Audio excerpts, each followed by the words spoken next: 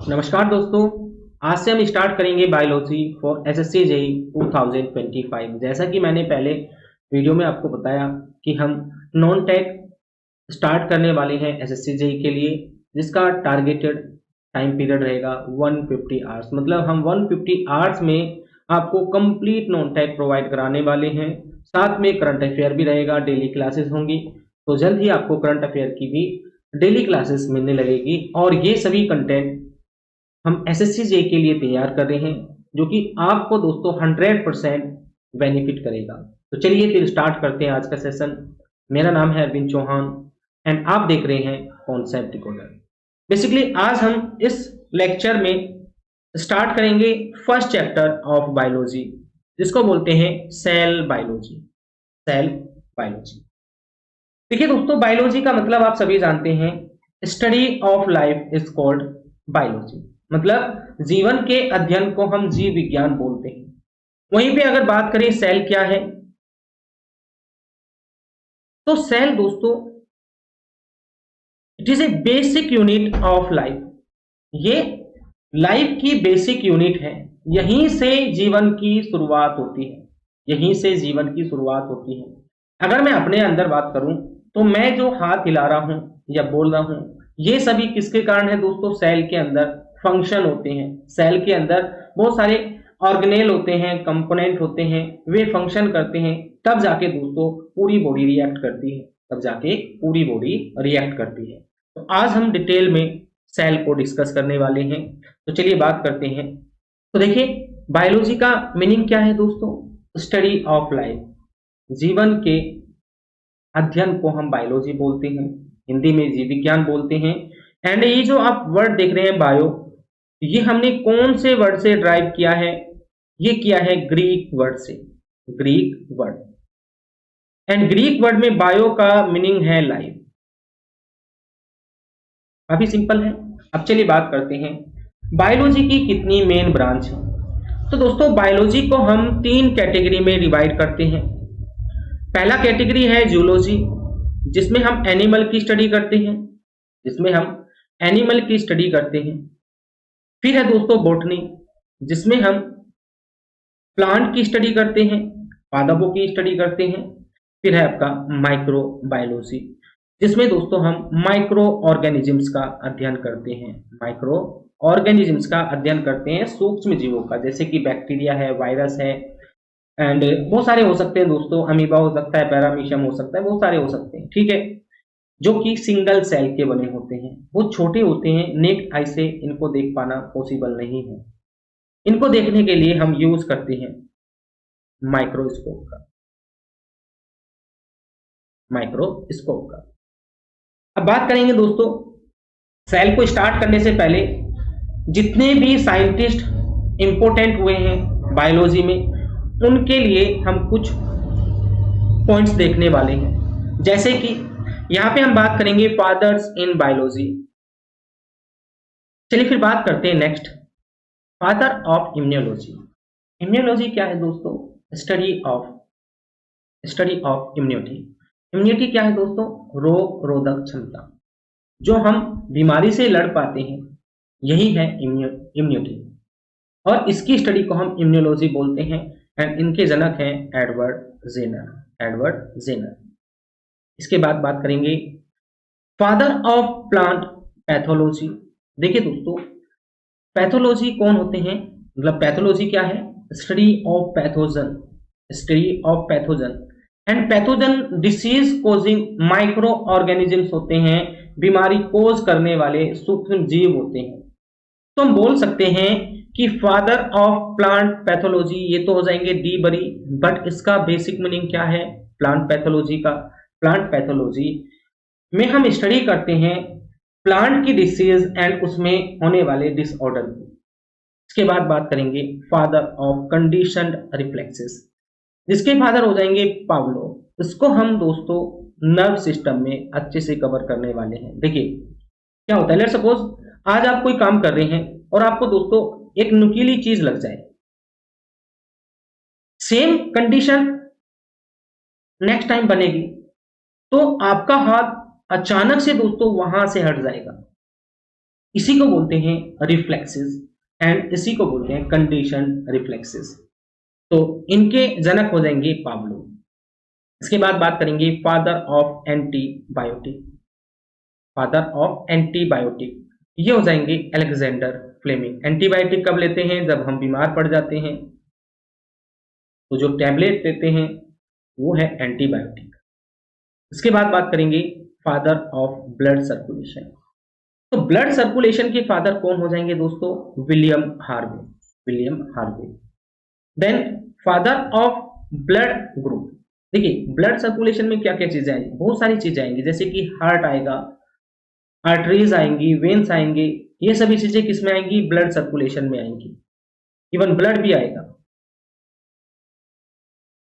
Blood group के जनक कौन हैं? ये हैं लैंडस्टीनर। एंड फिर बात करें फादर ऑफ इंडियन पैलियोबोटनी। पैलियोबोटनी का बेसिक मीनिंग क्या होता है? जीवाश्म का अध्ययन करना। जीवाश्म क्या होते हैं दोस्तों? जो लुप्त हो चुके हैं, ऐसे पेड़ पौधे जो लुप्त हो चुके हैं और उनके अवशेष मिलते हैं, उनके अवशेष से हम पता करते हैं किस टाइप का ये प्लांट था, इसकी कितनी एज थी, सभी चीजें। ठीक है, तो ये हो जाएंगे Birbal Sahni. And most common father of genetics. Father of genetics हो जाएंगे जोहन मेंडल। इतना ही आपने करना है, इसी से क्वेश्चन मिल जाएगा। अब चलिए बात करते हैं सेल क्या है। सेल दोस्तों जीवन का आधार है, यहीं से जीवन की उत्पत्ति होती है। तो जो आप खाना खाते हैं इसकी एनर्जी कहां पे बनती है? इसकी एनर्जी बनती है सेल के अंदर। मतलब हर एक फंक्शन जो आप देख पाते हैं, हर एक एक्टिविटी वो सेल के अंदर होती है, वो सेल के अंदर होती है। एंड सेल से ही मिलके बनता है हमारा पूरा शरीर। कैसे बनता है चलिए बात करते हैं। तो दोस्तों सेम फंक्शन करने वाली सेल आपस में कंबाइन करती हैं। सेम फंक्शन, कोई एक स्पेसिफिक फंक्शन करने वाली सेल आपस में कंबाइन करके बनाती है टिश्यूज, जिनको हम हिंदी में उत्तक बोलते हैं। एंड सेम फंक्शन करने वाले टिश्यूज आपस में मिलते हैं, बनाते हैं दोस्तों ऑर्गन। इनसे बनता है organ. For example heart.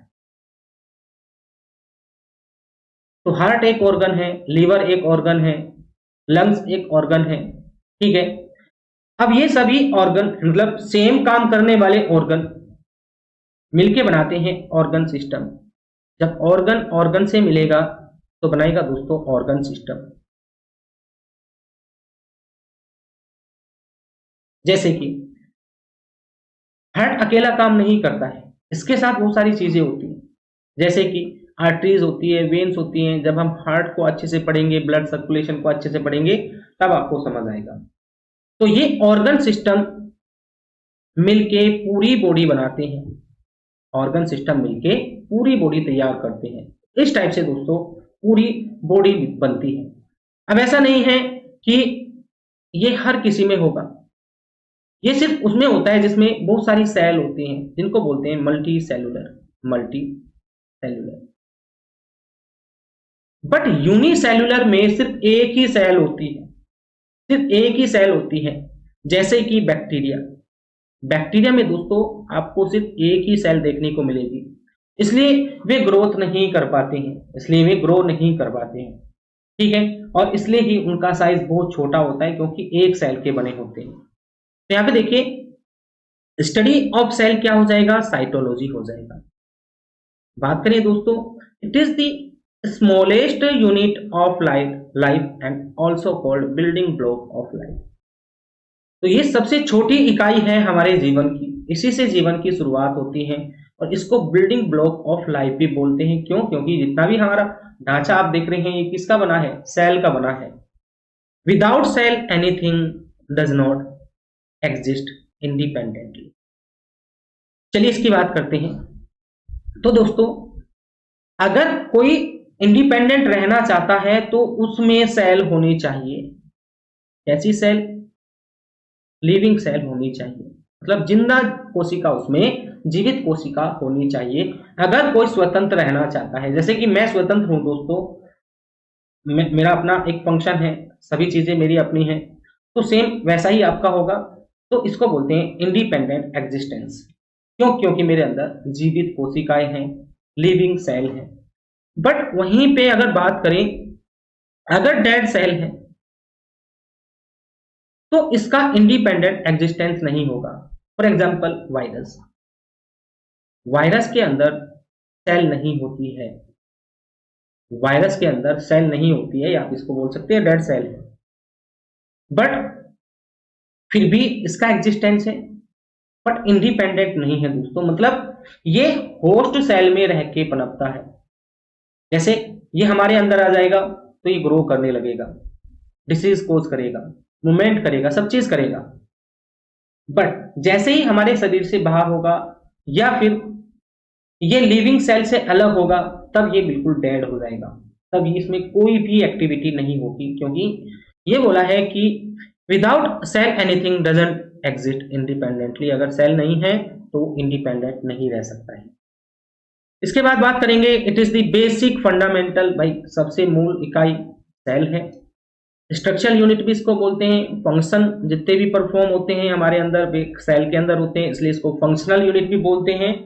And जो भी बायोलॉजिकल क्रियाएं होती हैं, आगे चल के समझेंगे सभी को, वे सभी सी के अंदर होती है, इसलिए इसको बायोलॉजिकल यूनिट भी बोलते हैं। तो काफी सिंपल है सेल को समझना। अब चलिए बात करते हैं डिस्कवरी ऑफ सेल। सेल की डिस्कवरी कैसे हुई थी दोस्तों? तो सबसे पहला नाम आता है रॉबर्ट हुक का, जिनको हम बोलते हैं father of cytology, father of cytology.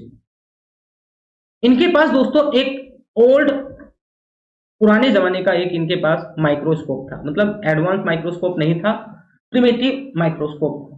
वो इतना दोस्तों अच्छा नहीं था। फिर भी इन्होंने क्या किया, इन्होंने एक कोर्क को छिला, कोर्क को छिला और वहां पे देखा दोस्तों कुछ इस टाइप के ब्लॉक बने हुए थे, इस टाइप के जालीनुमा ब्लॉक थे हर जगह इन्होंने जालीनुमा ब्लॉक देखे।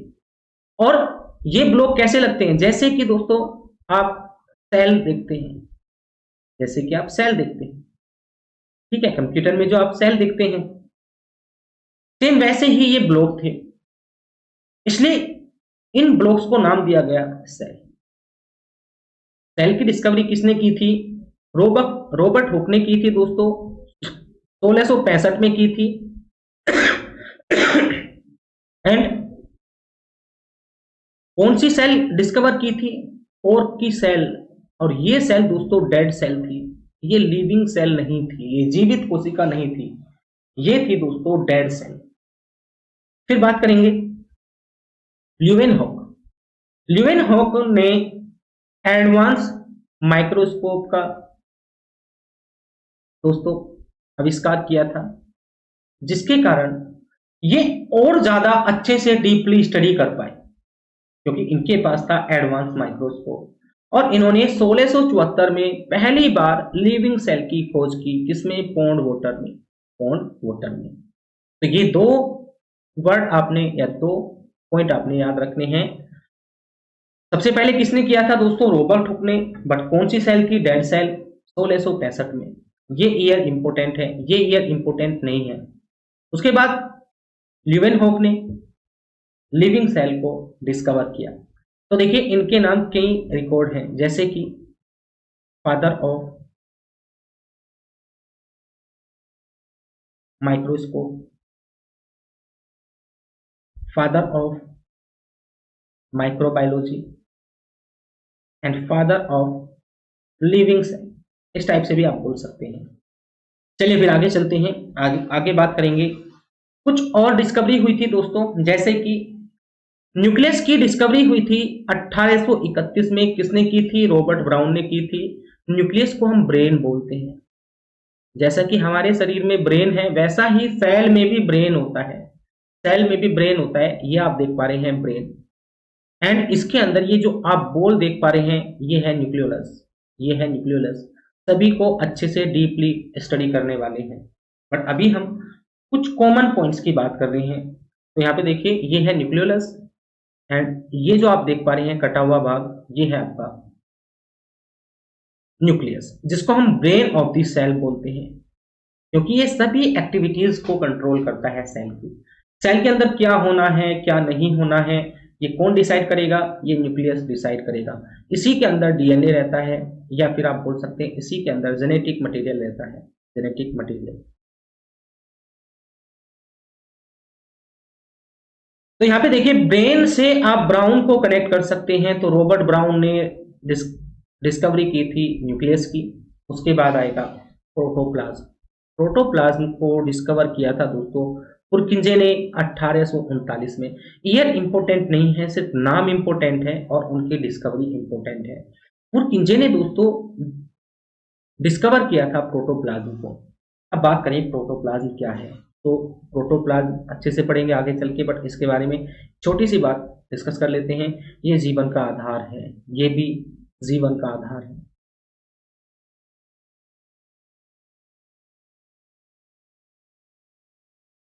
सेल तो जीवन का आधार है दोस्तों, बट सेल ऑर्गेनेल जो इसके अंदर प्रेजेंट है, जो इसके अंदर कंपोनेंट प्रेजेंट होते हैं दोस्तों, अवयव प्रेजेंट होते हैं, उनमें प्रोटोप्लाज्म को जीवन का आधार माना जाता है, क्योंकि इसके बिना सेल का एग्जिस्टेंस नहीं है। क्यों? क्योंकि ये सेमी फ्लूइड होता है, सेमी फ्लूइड होता है जिसमें सारे कंपोनेंट मौजूद होते हैं।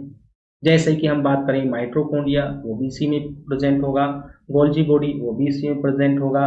राइबोसोम, एंडोप्लाज्मिक रेटिकुलम, ये सभी लाइसोसोम, ये सभी दोस्तों किस में प्रेजेंट होते हैं? इस सेमी फ्लूइड में प्रेजेंट होते हैं। इसलिए इसको बोला जाता है जीवन का आधार, बेस ऑफ द लाइफ। अब बात करें दोस्तों, इसके भी दो पार्ट होते हैं। देखिए ये एक सेल है, ये अंदर इसका सेल का ब्रेन है जिसको हमने न्यूक्लियस बोला है, और इसमें जितना भी फ्लूइड लाइक सब्सटेंस है वो क्या है? वो है प्रोटोप्लाज्म। एंड इस प्रोटोप्लाज्म के दो पार्ट हैं। एक पार्ट है दोस्तों इस न्यूक्लियस के अंदर, इसको बोलते हैं न्यूक्लियोप्लाज्म।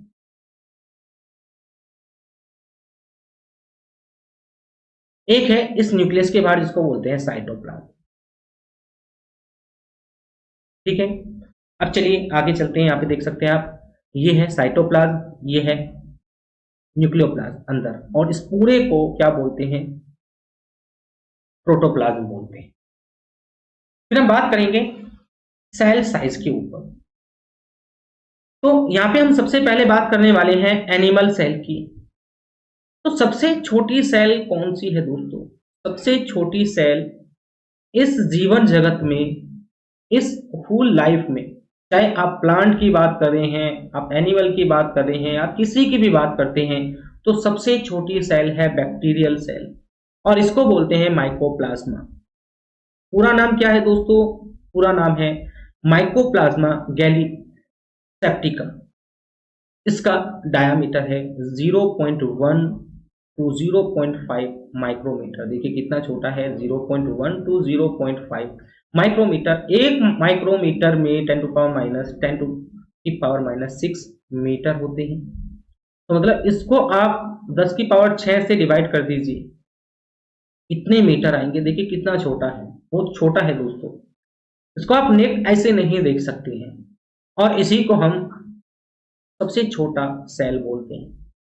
इसके बाद बात करेंगे largest cell, largest non cell. आज तक का सबसे लार्जेस्ट नॉन सेल कौन सा है? वह है दोस्तों ऑस्ट्रिच एग का सेल, तो बोलते हैं शुतुरमुर्ग का अंडा। अब देखिए शुतुरमुर्ग का अंडा इससे 5000 टाइम बड़ा होता है, 5000 टाइम बड़ा होता है, और इसका वजन होता है दोस्तों 1.5 से 2 किलो। अब आप बोलेंगे कि ये तो एक पूरा एग है, इसमें भी तो बहुत सारी सेल होंगी। नहीं, जो रिप्रोडक्टिव ऑर्गन होते हैं उनमें सिर्फ एक सेल होती है। जैसे कि ह्यूमन में इन केस ऑफ फीमेल एग होता है, ये भी एक सिंगल सेल का बना होता है। एंड हमारे अंदर दोस्तों मेल के अंदर स्पर्म होता है, ये भी सिंगल सेल का बना होता है। वैसे ही ऑस्ट्रिक एग भी सिंगल सेलुलर है, और ये बहुत बड़ा है दोस्तों। आप समझ सकते हैं कितना बड़ा हो सकता है, 1.5 से 2 किलो का इसका दोस्तों वेट होगा। एंड ये माइकोप्लाज्मा से 5000 टाइम बड़ा है। चलिए आगे चलते हैं। ये तो बात हुई ओवरऑल। अब हम बात करेंगे प्लांट सेल के ऊपर। प्लांट सेल में भी पूछा जाएगा आपसे लार्जेस्ट प्लांट सेल कौन सी होगी, तो ये है दोस्तों जाइलम। जाइलम ये भी दोस्तों 1 मीटर से बड़ा हो सकता है। जाइलम क्या है दोस्तों, ये टिश्यू है। जाइलम फ्लोएम ये सभी प्लांट के टिश्यू हैं, ठीक है, और ये सेल के बने हैं। तो जाइलम एक सेल है और ये काम करता है वाटर ट्रांसपोर्टेशन का इन प्लांट, वाटर ट्रांसपोर्टेशन का इन प्लांट। इसके बाद बात करेंगे लार्जेस्ट यूनिसेल्युलर प्लांट सेल। देखिए ये वाली प्लांट सेल यूनिसेल्युलर नहीं है, ये मल्टी सेल्युलर है, बहुत सारी सेल का बना है, ठीक है, और उसकी एक सेल की बात की है हमने। जबकि बात करें लार्जेस्ट यूनिसेल्युलर प्लांट सेल, सबसे बड़ी पर एक ही कोशिका, वो कौन सी है दोस्तों, वो है एसिटाबुलेरिया। एसिटाबुलेरिया और ये एक ग्रीन एल्गाई है, ये ग्रीन एल्गी है एसिटाबुलेरिया, जो कि है लार्जेस्ट यूनिसेल्युलर प्लांट सेल। इसके बाद बात करेंगे लॉन्गेस्ट प्लांट सेल। ये दोस्तों लार्जेस्ट है, ये है लॉन्गेस्ट, ये है लॉन्गेस्ट। लॉन्गेस्ट है fibre of ramie, fibre of ramie इसको बोलते हैं लॉन्गेस्ट प्लांट सेल। इसके बाद बात आएगी आपकी स्मॉलेस्ट प्लांट सेल। सबसे छोटा प्लांट सेल कौन सा है, तो वो है डकवीड ऑफ वोल्फिया। वोल्फिया सबसे छोटा फ्लावर है या फ्लावरिंग प्लांट है। तो इसका जो डकवीड होता है दोस्तों, उसकी सेल सबसे छोटी सेल होती है प्लांट जगत में या पादप जगत में। चलिए आगे चलते हैं। चलिए अब बात करते हैं ह्यूमन सेल साइज की। हमारे अंदर कौन सी सेल सबसे बड़ी सेल है, कौन सी सेल सबसे छोटी सेल है एंड कौन सी सेल सबसे लंबी सेल है। तो सबसे पहले हम शुरुआत करेंगे लॉन्गेस्ट सेल से। तो हमारी बॉडी में लॉन्गेस्ट सेल है नर्व सेल, जिसको हम न्यूरॉन सेल भी बोलते हैं। ठीक है, अभी बस नाम याद रखने हैं, ये सभी चीजें आगे आएंगी, अच्छे से डीपली डिस्कस करेंगे सभी चीजों को। तो न्यूरॉन सेल सबसे लंबी सेल होती है हमारी बॉडी में, और न्यूरॉन सेल में भी एक टाइप होता है मोटर न्यूरॉन, जो कि सिग्नल को सेंड करता है, सिग्नल को सेंड करता है। ये मोटर न्यूरॉन ही सबसे बड़ी सेल है, सबसे लंबी, नॉट बड़ी, सबसे लंबी। इसका दोस्तों लेंथ 1.3 मीटर तक हो सकता है।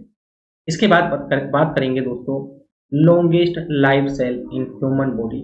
लॉन्गेस्ट लाइफ सेल का क्या मतलब है, लॉन्गेस्ट लाइफ सेल का ये मतलब है कि जिसका लाइफ स्पान सबसे ज्यादा हो, लाइफ स्पान। तो देखिए इसके बहुत सारे आपको आंसर मिल जाएंगे, बट सबसे सटीक आंसर है न्यूरॉन सेल या फिर नर्व सेल। इसका टाइम पीरियड कितना होता है दोस्तों, ये पूरे जीवन काल चलती है, जो हमारा पूरा जीवन काल है, जैसे कि 70-80 साल या 100 साल, जब तक भी हम जिंदा रहेंगे तब तक ये जीवित रहेगी। और सेल मरती रहती हैं, जिंदा होती रहती हैं, न्यू सेल बनती रहती हैं, बट ये सेल ऐसी हैं, ये कभी भी डेड नहीं होती हैं दोस्तों, ये आजीवन चलती चली जाती है। इसके बाद बात करेंगे the largest cell in human body. तो हमारी बॉडी में लार्जेस्ट सेल कौन सी है, तो वो है दोस्तों फीमेल का एग सेल, फीमेल का एग सेल, जिसको हम ओवम सेल भी बोलते हैं, एग सेल, ठीक है। इसका डायमीटर होता है 0.1 mm, 0.1 mm। उसके बाद बात करेंगे smallest cell in human body, वे है मेल गैमेट्स, जिसको हम स्पर्म बोलते हैं।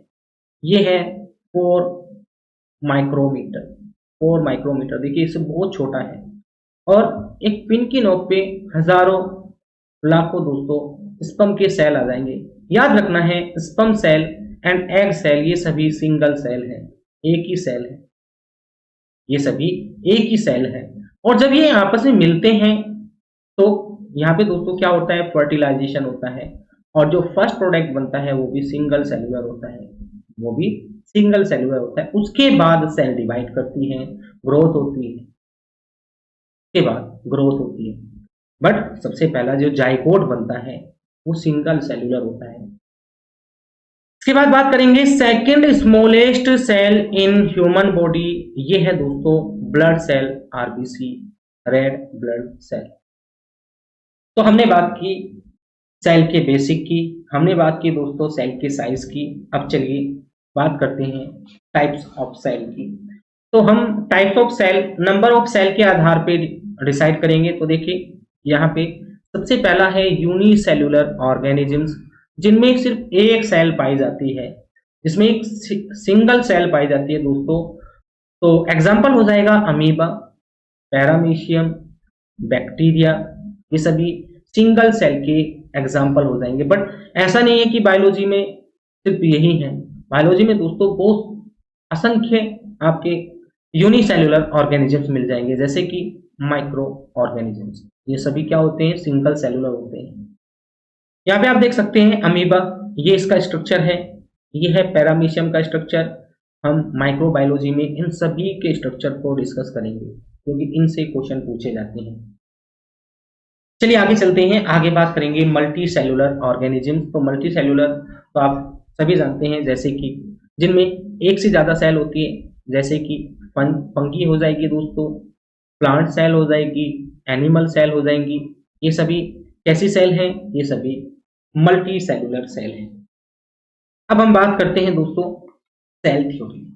सेल थ्योरी किसने दी थी, ये दी थी दोस्तों सेल्डन एंड श्वान ने।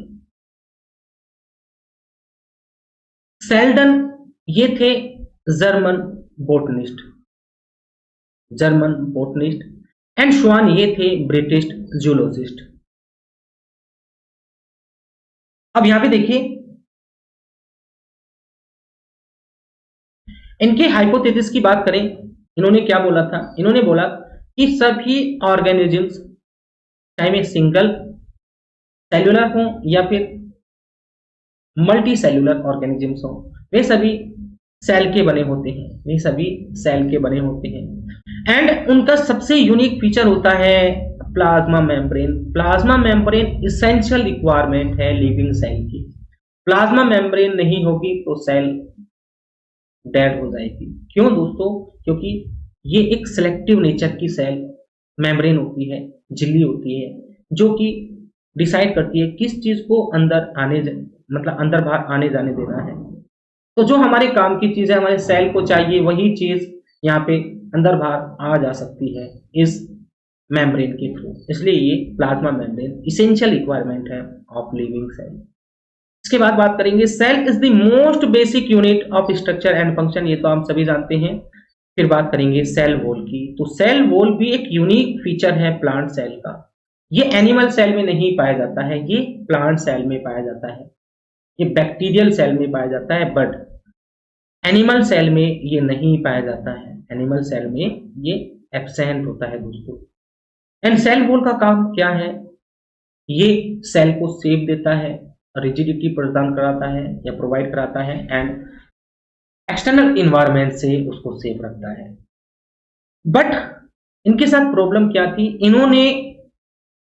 इन्होंने एक्सप्लेन नहीं किया कि कैसे न्यू सेल बनती है, कैसे न्यू सेल का जन्म होता है। जैसे कि हमारी सेल जाइगोट थी, जाइगोट से दोस्तों हम इतने बड़े हो चुके हैं, तो एक सेल से कैसे हम इतने बड़े हुए हैं, ये इन्होंने नहीं बताया। इसको बोलते हैं सेल डिवीजन।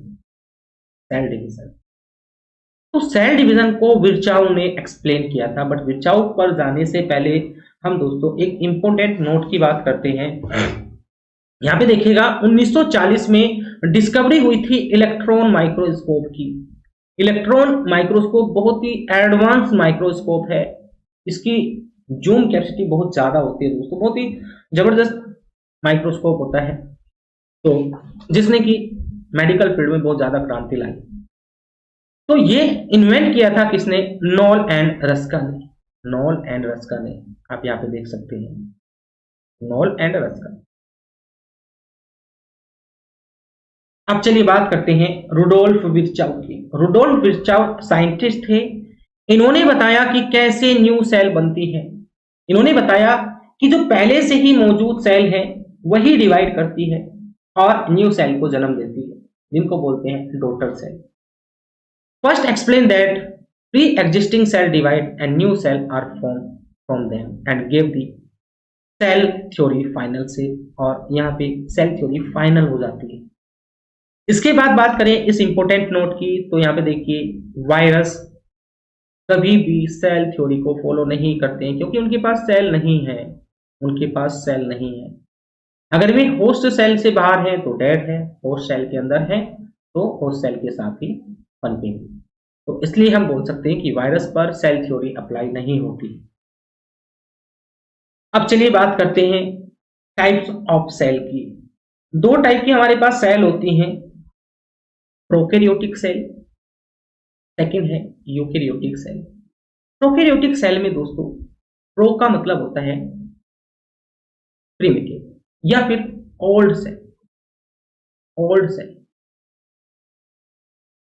या फिर बिफोर, मतलब जो पहले की सेल थी, जैसे कि जीवन की उत्पत्ति हुई।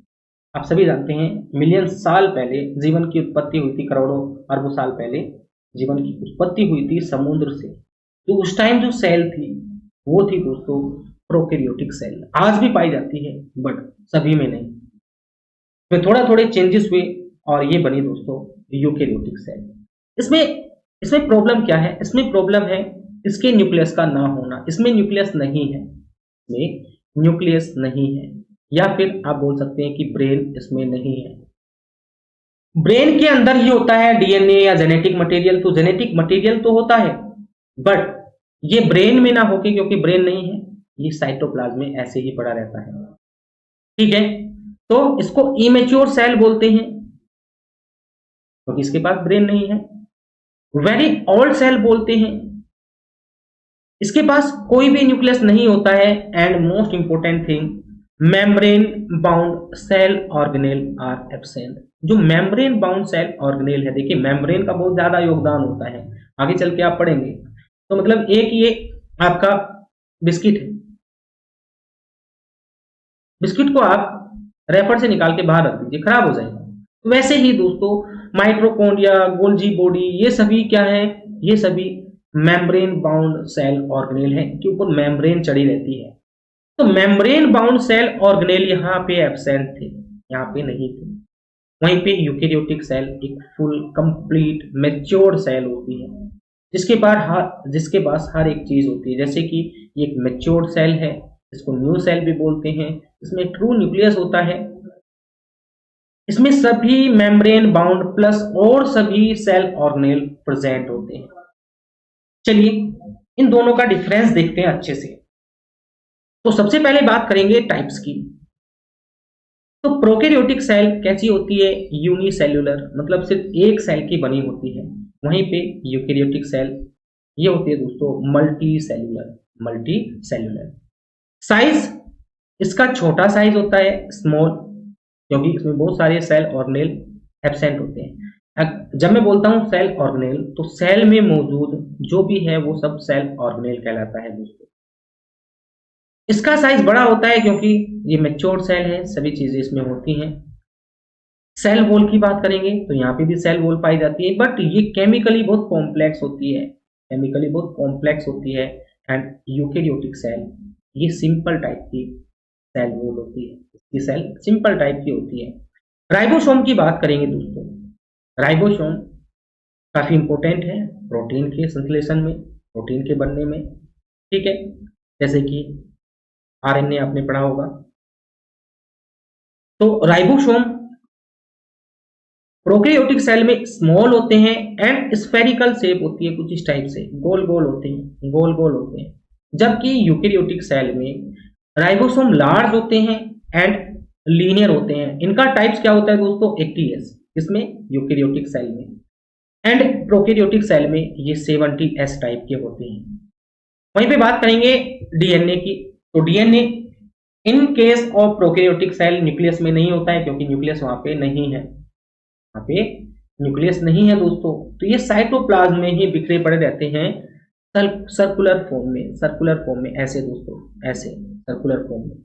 जबकि यूकैरियोटिक सेल में ये लीनियर होते हैं, लीनियर होते हैं दोस्तों, इस टाइप से, इस टाइप से लीनियर होते हैं और ये न्यूक्लियस में मौजूद होते हैं, न्यूक्लियस में मौजूद होते हैं।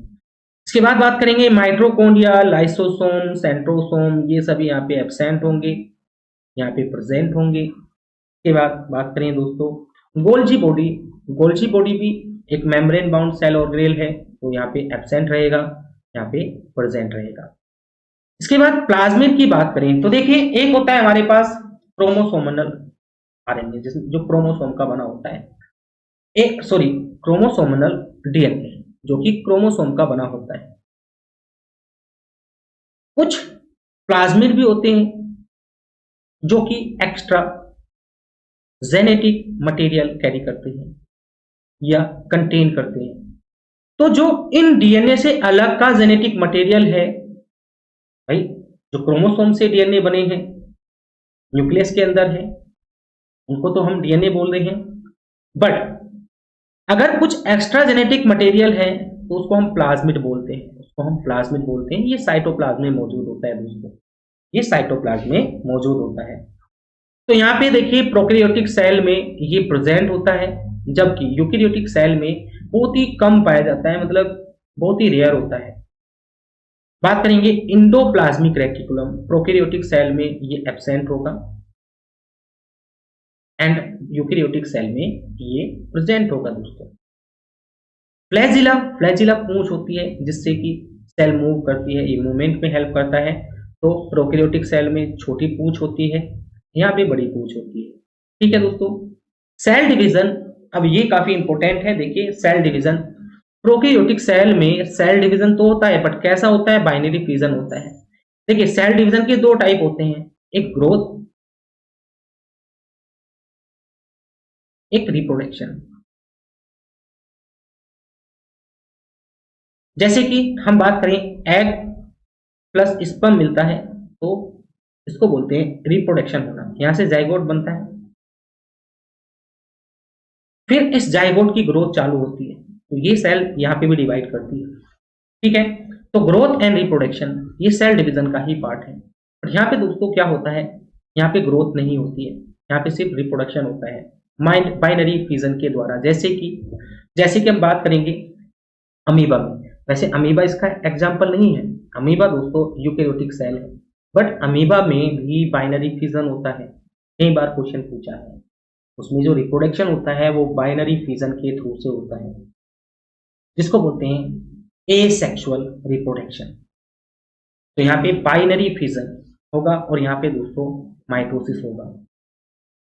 इसके बाद बात करेंगे रिप्रोडक्शन की, तो यहाँ पे एसेक्सुअल होता है। एसेक्सुअल में दोस्तों सिंगल सेल अपने आप ही रिप्रोड्यूस करती है, यहाँ पे दूसरी सेल की जरूरत नहीं है। जैसे कि यहाँ पे हमने देखा एग सेल स्पर्म सेल की नीड रखती है तब जाके रिप्रोडक्शन करती है, बट ऐसा नहीं है दोस्तों, यहाँ पे सिंगल सेल ही डिवाइड करती है और अपने जैसा ही एक बेबी या फिर डॉटर सेल को बना देती है। यूकैरियोटिक सेल में दोनों चीजें होती हैं, बोथ सेक्सुअली एंड एसेक्सुअली। जैसे कि एसेक्सुअली किसमें होगा, मोस्ट कॉमन है अमीबा में बाइनरी फिजन, अमीबा में बाइनरी फिजन। सेक्सुअली हमारे अंदर भी होता है, बहुत सी प्रजाति है जिनके अंदर सेक्सुअली होता है। तो रिप्रोडक्शन में सभी चीजों को समझेंगे। तो ये था टाइप्स ऑफ सेल। अब चलिए बात करते हैं इनके एग्जाम्पल की। एग्जाम्पल काफी इंपॉर्टेंट है।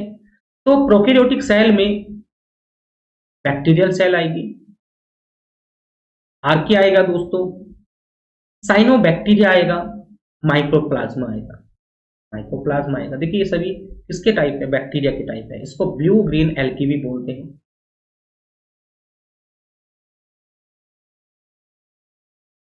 यहां पे बात करें यूकैरियोटिक सेल की, तो यूकैरियोटिक सेल में प्लांट सेल आ जाएंगी, एनिमल सेल आ जाएंगी, जितने भी प्रोटिस्टा हैं जैसे कि प्रोटोजोआ है, अमीबा है, एल्गी है, मोल्ड्स हैं, ये सभी किस में आएंगे, इस यूकैरियोटिक में आएंगे।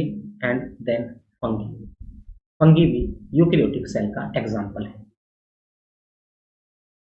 तो यहाँ पे आप देख सकते हैं ये है प्रोकैरियोटिक सेल, इसमें ये सर्कुलर फॉर्म में डीएनए पड़ा हुआ है, यहाँ पे कोई भी न्यूक्लियस नहीं है, ये कैप्सूल है, ये फ्लैजिलम है, ये सेल वॉल है, ये प्लाज्मा मेम्ब्रेन है, राइबोसोम है, 70S टाइप के, साइटोप्लाज्म होता है, न्यूक्लियोइड होता है। न्यूक्लियोइड दोस्तों न्यूक्लियस वाले रीजन को बोलते हैं, क्योंकि वहां पे न्यूक्लियस डेवलप नहीं हुआ है, तो उस रीजन को हम न्यूक्लियोइड बोल देते हैं। और ये है हमारी सबसे बेस्ट सेल, मैच्योर्ड सेल जिसको बोलते हैं यूकेरियोटिक सेल। इसमें आपको हर एक चीज मिलेगी, न्यूक्लियस मिलेगा, एंडोप्लाज्मिक रेटिकुलम मिलेगा, यहाँ पे कनेक्ट होता है एंडोप्लाज्मिक रेटिकुलम, ठीक है। फिर साइटोप्लाज्म होता है, न्यूक्लियोप्लाज्म होता है, डीएनए होता है, सेल मेम्ब्रेन होती है, लाइसोसोम होता है, राइबोसोम होता है, सब चीज इसमें प्रेजेंट होती है। इसके बाद बात करेंगे सेल कंपोनेंट। तो सेल कंपोनेंट में हम हर एक वो चीज देखने वाले हैं जो सेल में मौजूद होती है। जैसे कि सेल वॉल की बात करेंगे, उसके बाद सेल मेम्ब्रेन की बात करेंगे, उसके बाद न्यूक्लियस की बात करेंगे, फिर आएगा न्यूक्लियोलस, फिर आएगा राइबोसोम, फिर आएगा दोस्तों endoplasmic reticulum, then Golgi body, then lysosome, then mitochondria, then protoplasm and cytoplasm plus nucleoplasm and plastid भी आएंगे। और भी सारी चीजें हैं, बहुत सारी चीजें जो आगे चल के आपको पता चलेंगी। तो ये सब मेन सेल ऑर्गेनेल हैं जो कि हम नेक्स्ट वीडियो लेक्चर में डिस्कस करने वाले हैं। तो अगर आपको आज का वीडियो अच्छा लगा है तो प्लीज लाइक कीजिएगा और अपने दोस्तों में शेयर कीजिएगा। कल हम सेल कंपोनेंट को अच्छे से डिटेल में डिस्कस करेंगे। तो ये है आज का एंड, मिलते हैं कल इसी टाइम दोस्तों नेक्स्ट वीडियो लेक्चर में। Thank you for watching as always, God bless you and जय हिंद।